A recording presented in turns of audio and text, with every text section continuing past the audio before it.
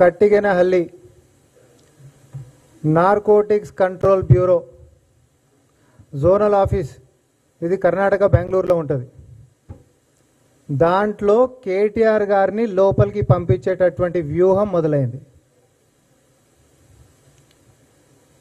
గతంలో హైదరాబాద్లో డ్రగ్స్కి సంబంధించినటువంటి సెలబ్రిటీలకు సంబంధించిన డ్రగ్స్ మ్యాటర్లో ఒక హీరోయిన్ ఇచ్చినటువంటి స్టేట్మెంట్లో కేటీఆర్ గారి పేరు ప్రస్తావనని ఈరోజు బీఆర్ఎస్ పార్టీలో ఆధిపత్య పోరు కోసం తాతాలాడుతున్నటువంటి ఒక టాల్ పర్సనాలిటీ ట్రబుల్ షూటర్లు మరి ఆ స్టేట్మెంట్లోని కేటీఆర్ పేరుని వాడుకొని నార్కోటిక్స్ కంట్రోల్ బ్యూరోలో కేటీఆర్ని ఇరికించేటటువంటి కుట్రలు చేస్తూ ఉన్నారు.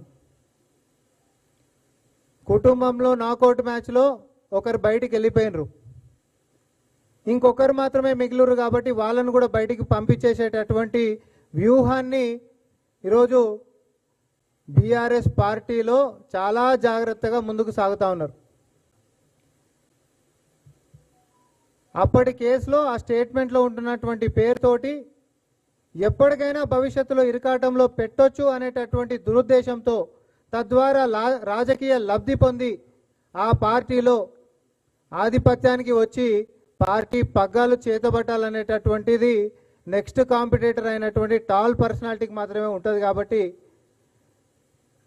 ఈ కుట్రల పాపం ప్రపంచానికి తెలియకుండా చేస్తామని చెప్పి అనుకుంటున్నట్టు కానీ దురదృష్టవశాత్తు అన్ని విషయాలు బయటకు వస్తూనే ఉంటాయి. నాకు తెలిసి ఈ వేదిక మీదకించి మేము చెప్తున్నటువంటి దాంతో కేటీఆర్ గారికి కూడా తెలుస్తుందని మేము అనుకుంటా ఉన్నాం.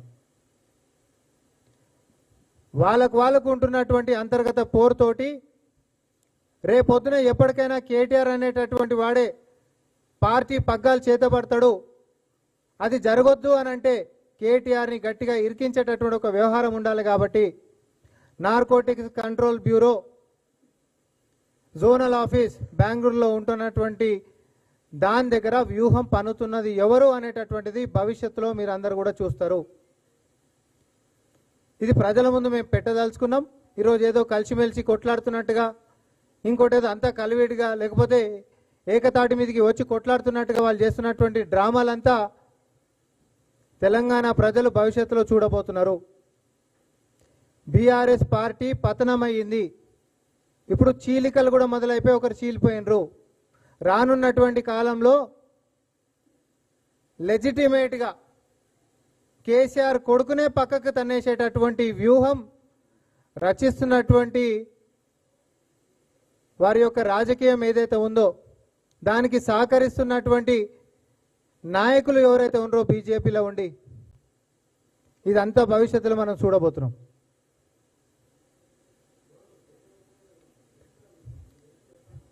ఇప్పుడు ఎవరు చెప్పినటువంటి విషయం నేను ఒకటి అన్నా. ఇక్కడ గతంలో ED office, Hyderabad ED office ముంగట ఒక హీరోయిన్ ఇచ్చినటువంటి స్టేట్మెంట్లో కేటీఆర్ గారి పేరు ప్రస్తావన తీసుకున్నటువంటి దాన్ని narcotics control bureau zonal office బెంగళూరులో ఈ దాన్ని అడ్డం పెట్టి ఎప్పటికైనా కూడా కేసులు ఇరికిచ్చేటటువంటి అవకాశం ఉంటుంది. కాబట్టి ఎప్పటికైనా భవిష్యత్తులో నాకు ఇది కావాలని దాని మీద వ్యూహం పన్నుతున్నారని నేను స్పష్టంగా చెప్పిన. అది కేంద్ర సంస్థ అన్న, రాష్ట్ర ప్రభుత్వంది కాదు. అది కేంద్ర సంస్థ, బీజేపీ చేతులు ఉంటుంది. అది నేను అంటుంది కుటుంబంలో జరుగుతున్న వ్యవహారం చెప్తున్నాను. నేను ఇక్కడ కేంద్రం గురించి చెప్తలే, రాష్ట్రం గురించి చెప్తలే.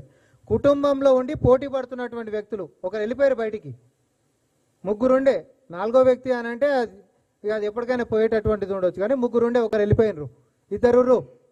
ఈ ఇద్దరు ఉంటున్నటువంటి దాంట్లో కేటీఆర్ గారిని పక్కకేసేటటువంటి కుట్రలు వ్యూహాలు రచిస్తున్నారు.